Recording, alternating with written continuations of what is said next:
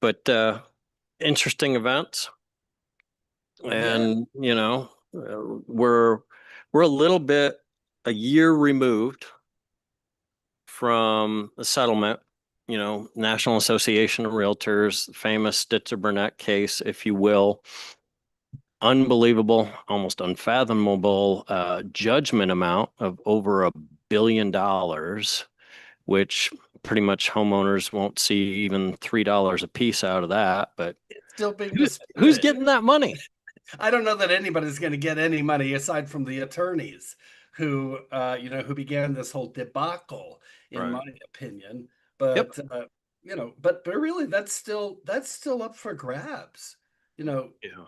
how much money and whose money? We know how much is being paid out, but but it's still being contested in the courts. So. Yeah, it's interesting because I've been asked, I'm sure you have too, as to why NAR didn't appeal, didn't file an appeal.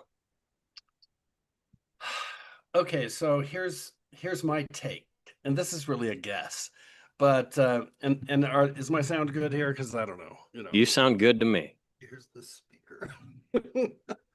um, when I was the DB for a large company, um, there were times when uh, we got close to some kind of lawsuit or another. Mhm. Um, Luckily, I was pretty much able to get those right off the table. But I learned a lot about E&O coverage and how that works.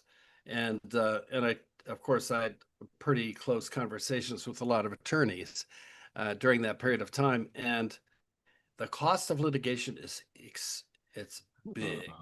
And so there's a cost benefit that goes on, and people, and companies especially take a look at that and they go, it's a roll of the dice. Let's just settle, and be done with it. Mhm. So, you know, Well, from a legal standpoint, I'm under the impression, anybody in the legal world can correct me if wrong here.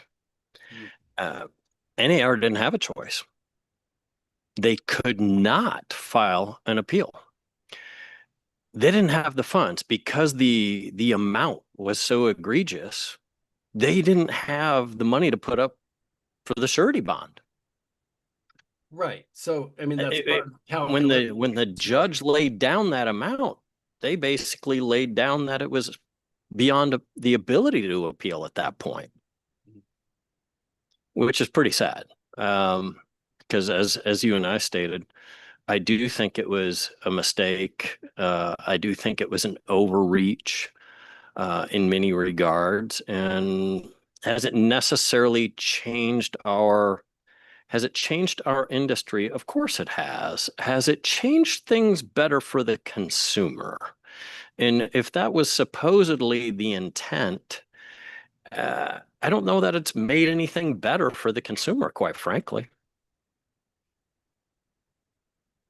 I mean, that's hard to say. I would say when I look back, because we are over a year from the time when at least a company that I was a part of, where the settlement happened for those people. Because the settlement, people may not know it, but different companies settled at different times. So over the period of almost, 8 months, there are various different, plaintiffs that were a part of the lawsuit that defendants that would say, okay, well, we give up and we're going to toss ours money in the hat. And that began taking place around November of 23. And then by August, pretty much everybody was done. So August 17th, I think, is when the last little Right. happened. At the time, my thinking was that, yeah, there will be an impact to the industry if we're just thinking about agents, listing agents and buyers agents. There'll be a lot of confusion. Some people will drop out of the business because they won't know how to handle it. Some people will take the risk and not do what they're supposed to do, and other people will learn how to do what they need to do. Right. Which at that time was really just, okay, we're changing our mode, our thought, to, instead of imagining that the amount that the buyer's agent was going to make was sort of kind of set by the kind of sort of set by the seller and the listing agent and then offered up in, in the MLS. Although I have to tell you, Lloyd, that even way back almost 20 years before that, I personally used the buyer broker agreement. And right after 2008, you probably remember there were a lot of banks that were offering properties for a lot less than than the commission I expected to make. Right. And so I would talk to my buyers and I would say then 20 years ago, look, I work for a living and I just simply cannot survive on maybe a percent or even half or a dollar figure. So we'll go looking at these properties, and sometimes the property will be at such a level that it would be worthwhile for you to pay part of my commission. And Right. they were okay with that even back then. Mhm. So, And I think one of the misconceptions is that the seller was paying all the commissions. well, yeah, Nothing could be further from the truth. I mean, it's not even close because it doesn't take a genius to figure out who's bringing the money to the table actually. And I even had a seller once that just said, and this was on a very expensive home. He told me, he's like, Lloyd, I really don't care if it's 10%. I'm like, what? I go, well, I'm not going to I'm not going to charge you that. That's not what I'm going to work for. He goes, I understand. He goes, but let's face it. The buyer is bringing the money to the table. So I don't care what it is because I'll figure out in the end what my net needs to be and I'll just negotiate based upon that. But he always felt like, and it was a shared environment of who's paying who, of course, because the party that or parties, if a lender is involved, of course.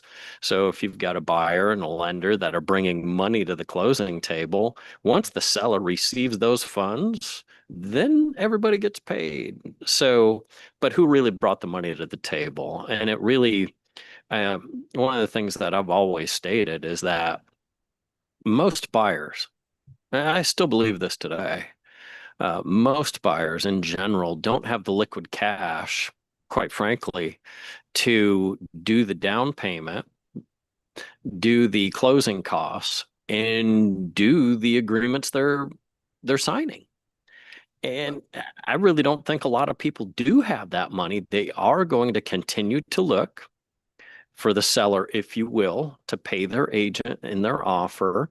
And at the same time, I would say many sellers, they don't have the amount that they're signing up for liquid in an account. It's not until the equity in their property is freed up from transacting that they're able to pay an agent that's working on their behalf. It's I just think right. too many Well, people making these decisions think everybody just has oodles of money and can pay everybody whatever they want.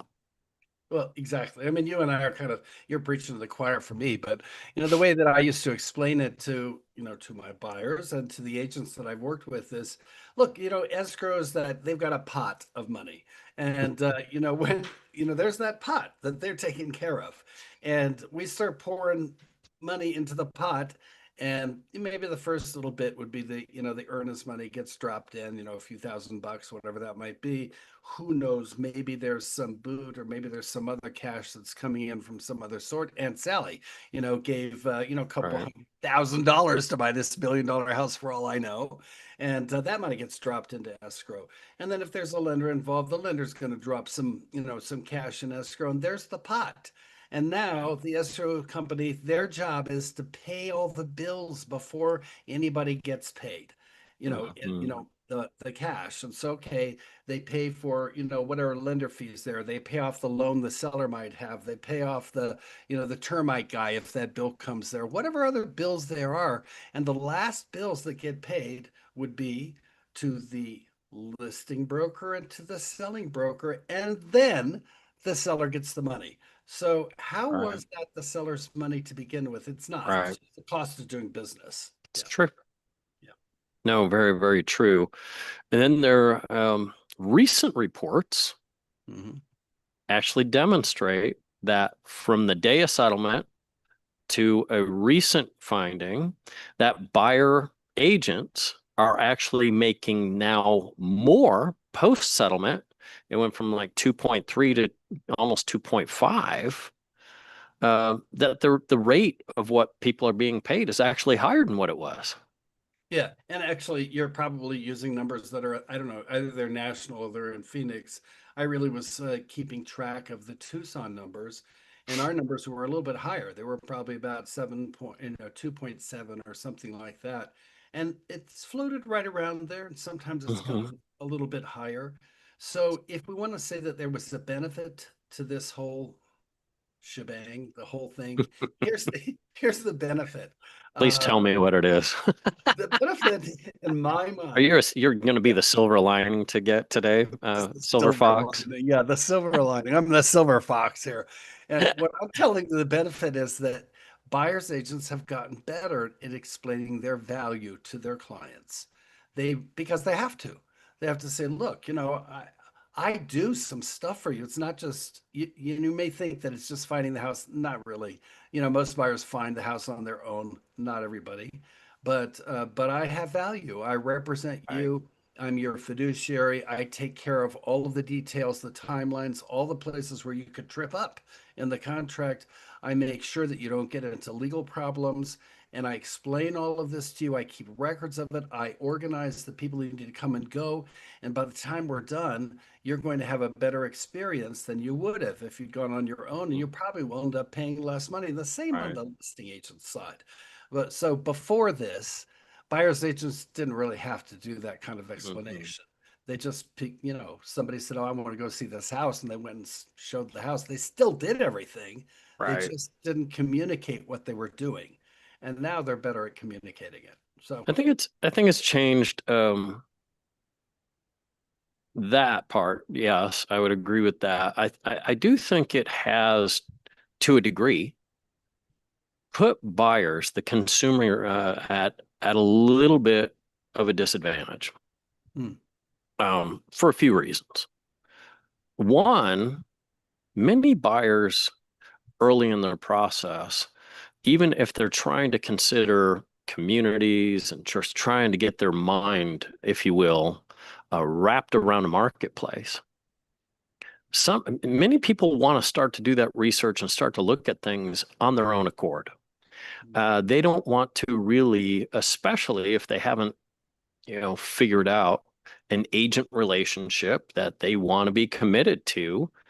This now really puts a thorn in that side. And so, there were times over the years, did I always work with a buyer broker agreement? No. Matter of fact, I'm the opposite. I'm one of those agents out there that many times didn't. Very infrequently used one. Did some people veer from me and use someone else? Yeah. And I knew that was a risk, but I was always happy to audition, if you will, yeah, without them having to make a firm commitment to me, because you know how it is. What I express as value, what I talk about, and then witnessing it and them experiencing it in some cases could be two different things. And I think I knew I would always be able to not only explain my value, but also demonstrate it.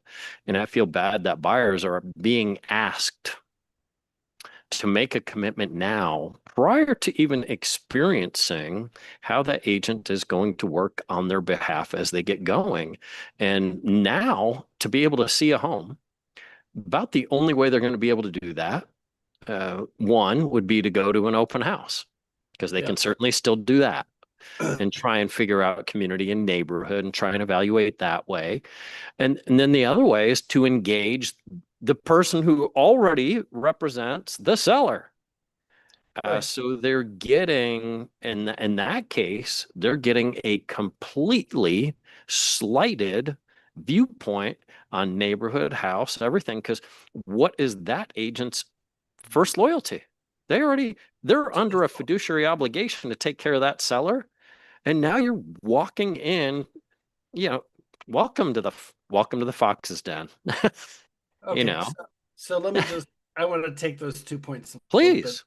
The first is in terms of open houses, if the listing agent or the open house agent who is representing the seller is doing the right job, then they would be clear at the beginning that, hey, I don't represent Mhm. you. I Correct. represent the seller. I'm pretty sure that doesn't always happen, but but whatever. So that's the first piece. If they do that properly, then maybe the buyers coming in are not harmed by that. That's the one thing I could say. But I understand what you're saying about the buyers having why would you be locked into somebody you don't know? But honestly, when I worked with people as, buyer's agent, what I would do is I would say, if we had an instant connection or we knew each other already, then it wasn't really a concern. Signing that paper was Right. not a big deal.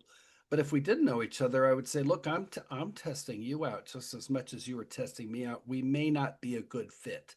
And I'm perfectly happy to sever this document if it turns out that we're not a good fit. Mhm. And if you're concerned about that, then let's just make this for today or for this particular showing. And Right. I'm good with that. But that will mean that if we're going to go forward, once you trust me, then we'll have a longer commitment to each other. Yeah. That seemed to work. Yeah. Yeah, and there's still the buying public out there that just goes, well, I don't really need anybody. I know exactly what I'm doing. Like, I've watched HGTV and I've seen this happen. I locked in on Chat GPT and it told me that what I need to do to represent myself. Mm. Um, and then But I, they're in a difficult world. yeah, Mr. Buyer or Ms. Buyer, are you Mhm. aware of how many places you have a timeline to meet in order to get Right. yourself out of this and save your earnest money? Oh, yeah, like do the inspections. I said, no, that would be one And place. and I've experienced that, and it's uncomfortable, even as a listing agent, when you have somebody that says, well, I'm just going to represent myself, because it makes it very difficult and challenging, provided we know we have a fiduciary responsibility, of course, to that seller. And as soon as we cross the line of giving the impression that we're working on that seller's behalf, the good old implied agency, we're in a difficult spot. And I had a property years ago, and the buyer on the other side did chose to self-represent. Yeah. Now, that buyer had a JD. Mm. As educated and as astute of an individual as he was, he missed timelines and missed out on earnest money. So Well, even the most savvy and educated of people they don't and always understand that this, absolutely, they but don't know the contract.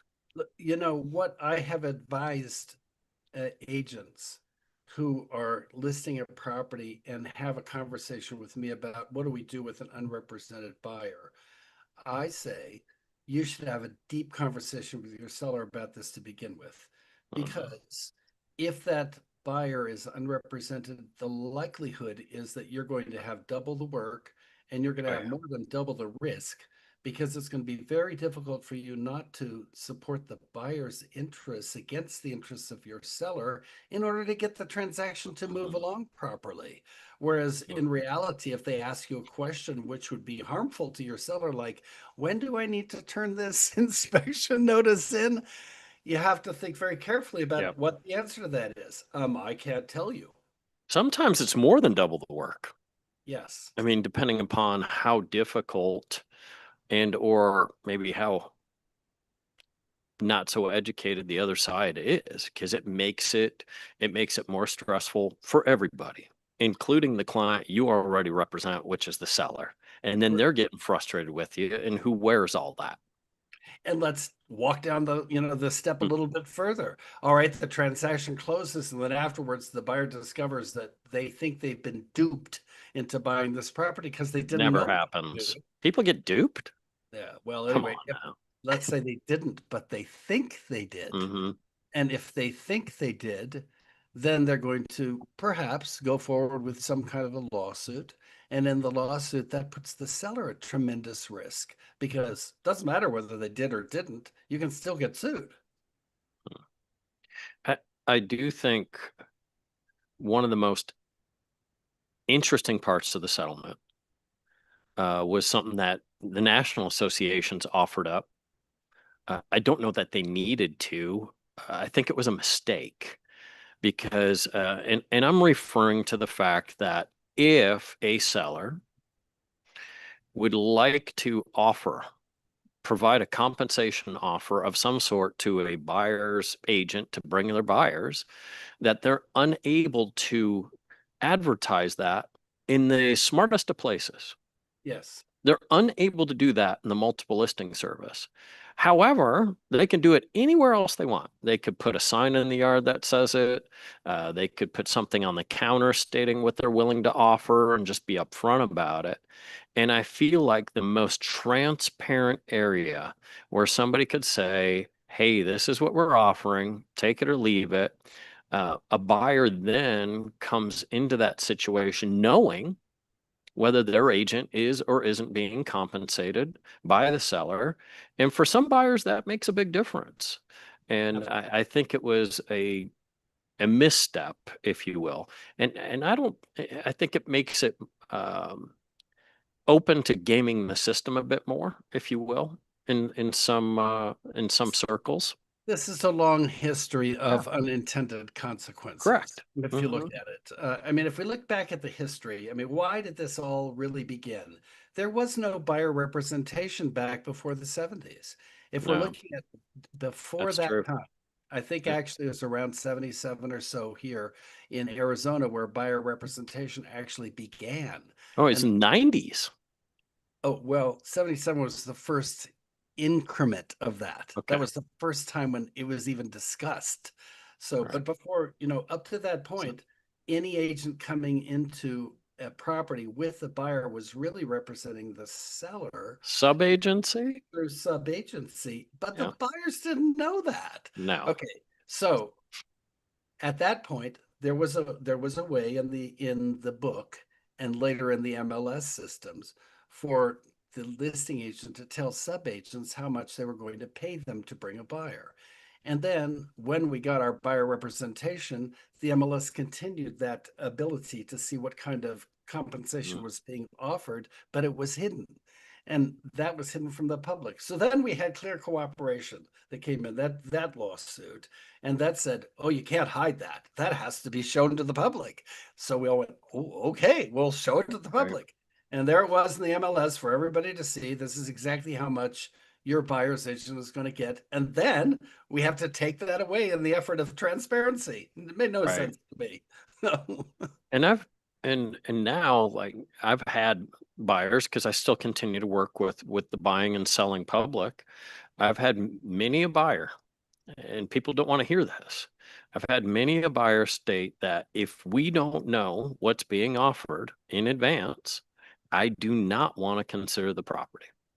Mm, And there's a lot of agents and brokers out there, go, oh, that's not true. Well, tell my client that. yeah. I had one just say, I am not willing to play effing games. Direct quote from her. And she's like, I just don't have time to mess around like that. I want to know up front whether I'm going to have some assistance here or not, or I'm just wasting my time and I don't want to waste my time. And sadly, we get other, if you will, I guess we're talking heads now too. Other talking heads out there that state that if you represent the seller and somebody asks you whether your seller is willing to compensate what that amount is, and you give out an amount, you may have broken fiduciary, which I think is absolute silliness if a seller has already provided you the directive that if asked, here's what we're willing to pay. To me, this is no different than a seller saying, I'm willing to give some concessions. Buyers, I want to open the door Mhm. to you. You need some help with your financing. You need to some help with clearing closing costs. You need a flooring allowance. I'm going to give those to you and I'm going to advertise that. So why can't you do the same for the other? To me, it Yeah, makes it's truly a shame. I think it does put, in that regard, it puts a lot more of the cards clearly in the seller's hands, which I think part of the settlement was to try and do that. So in this regard, I guess so. But you've disadvantaged a lot of the buying audience out there. And last time I checked, they're part of the public as well. So if we're looking to do no harm, if you will, I do think to a degree we certainly hurt buyers far more than we did sellers. Oh, It's not I it's would not even agree. close. Yeah. And if we were actually being completely transparent, and there will be people who freak out when I say this, why wouldn't we also advertise how much the seller is paying their listing agent? Right. I mean, if we're going to be completely transparent about things, then everybody's commission should be on the table. But on that, if we're going to go that far, then I think maybe we should also be transparent about how much the lawyers are getting paid. Oh gosh. Yeah. Who's really the beneficiary of all this or Yeah. beneficiaries?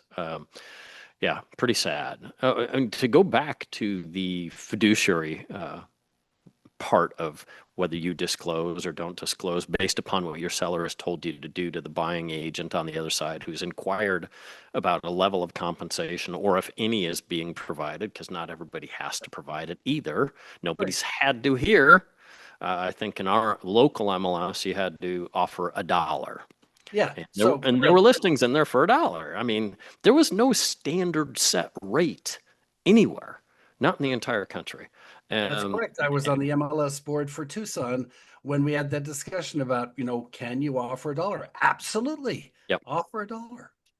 Yeah, which is pretty close to nothing. Last time I was at the gas pump, $1 ain't going to get you much. Just, just observation. Yeah. But if we're going to take this fiduciary thing one step further, then why are we even putting list prices on homes? Hmm. I mean, what if, because we're assuming that as agents that the general, the average agent out there is astute enough to properly value a home. Hmm. And then you throw out that price based upon that evaluation, only to find out, which we have seen, property sells for $20,000, $50,000, a few $100,000 more. In Tucson, What would it have been if it 1.4 were just million. wide open, right? No, absolutely. I understand that. So, yeah. And what is price after all? What is value? What determines that? Well, if you're a cash buyer, it's what the market says. It's what that buyer is willing to pay for it. But not so if you're getting a loan. Well, Because then it's not just purely about what the buyer is willing to pay for it, but it's also in another eye of the beholder, if you will, the appraiser.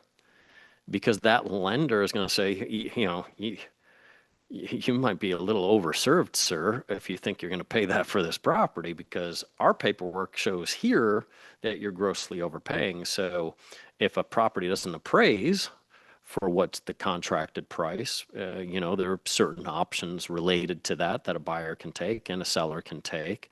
But unless you're cash, the market doesn't necessarily determine the price. Absolutely. This does bring up another point because the big argument was that for the Sitzer Burnett lawsuit was that somehow or another the sellers were being gypped out of that money. And I just think, I'm sorry, but if I look at all the appraisals that have been done since we've been in real estate, the appraisals have figured in that cost of doing business as a part of the transaction. So that call it the 3%, call it the 4%, call it whatever percent you want. But that piece was baked in the cake. And so when your seller's property gets appraised, the appraisal assumes that that piece is already in there. And if it starts getting taken out, then the appraiser's job really would be to say, with each one of these comps that I'm using, how much was everybody paid? Because I've got to take that out of the price of the appraisal I'm doing if our seller's not offering that. Yeah, it's interesting because I'm gonna ask you why you use cake as an example on this, because I always talk about the chimichangas. And Tucson's home of the chimichangas, John. I mean, that's where they started. Yeah, but That's where it was nobody's created. baked in the chimichanga. Come on now. Well, you fry it into the chimichanga. But you're right. I mean, everybody knew exactly where the money was coming from. Everybody knew where people were getting paid. Every settlement statement had clearly who was being compensated and at what level, et cetera. It's as transparent as you can possibly get. It is far more transparent than what you see in other, if you will, highly compensated professions. For example, in the investment world, financial planners, advisors, do you get a statement of where they're getting paid on the front end and the back end from your money being invested? Hmm. I'm going to say no. You don't get that transparency. You had clear transparency here as to exactly what the person working on your behalf was being paid, period, and by whom. Well, I don't know if we've beaten this one to death yet. Is there something else? Because, basically we're arguing the same point back and forth. Yeah, I know. I know. What are you drinking today? Are you having tea or what are you doing? Oh, it'd be I've been nice. sitting here sipping my lifeboat coffee. Okay, From well, at some point or another, Skipper I will get John some of over these in guys. Sunny Slope. He roasts this stuff up for us here. He calls it the tactical blend, but it's fantastic. Mm, that And it's reminds one of me. those rare rainy days that we've had here in the desert. So Oh my God, the rain here was fabulous last night. I had a torrent. I mean, literally, it looked like the sky had opened up and, you know, an elephant rain is what we used to call it in India. Yeah. I don't want to get into what that means. You could, Anyway, hey, so great to see you again and look forward to our next chat. And hey, everybody out there, just want to say thank you for joining us. Please like and subscribe. We'll hope to see you again soon. Take care.